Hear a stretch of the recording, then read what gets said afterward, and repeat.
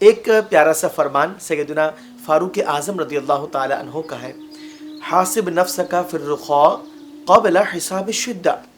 آپ فرماتے ہیں کہ شدت کے احتساب سے پہلے راحت میں اپنا حساب کتاب کر لو، یعنی اپنے اعمال کا جائزہ لے لو۔ اور اسی لیے علماء فرماتے ہیں کہ ایک سمجھدار شخص کو چاہیے کہ روزانہ اپنے اعمال کا احتساب کرے، کیا اچھا کیا، کیا برا کیا۔ اس طرح توبہ کرنے کی توفیق بھی حاصل ہوتی ہے۔ وہ نیکیاں جو بسا اوقات توجہ نہ ہونے کے باعث چھوٹ جاتی ہیں، انسان وہ کرنے میں بھی کامیاب ہو سکتا ہے۔ مثال کے طور پر ہم اپنی گلی سے گزرتے ہیں، کچھ لوگ درمیان میں ہوتے ہیں، بعض اوقات سلام کے بغیر گزر جایا جاتا ہے، لیکن اگر احتساب کیا جائے تو پھر انسان سوچتا ہے کہ کیوں نہ انہیں سلام کیا جائے اور ثواب حاصل کیا جائے۔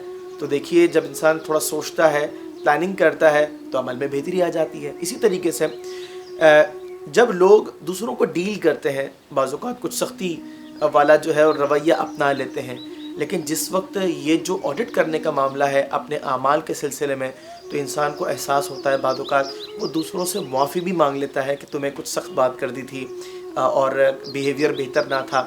تو کہنے کا مطلب یہ ہے کہ اگر یہ چیک اینڈ بیلنس ہم اپنے اعمال کے اندر رکھ لیں تو اعمال میں نکھار آئے گا، اخلاق بہتر ہوں گے، کردار سنور جائے گا، اور رسول اللہ صلی اللہ علیہ وسلم کی سیرت کو اپنانا ہمارے لیے آسان ہو جائے گا۔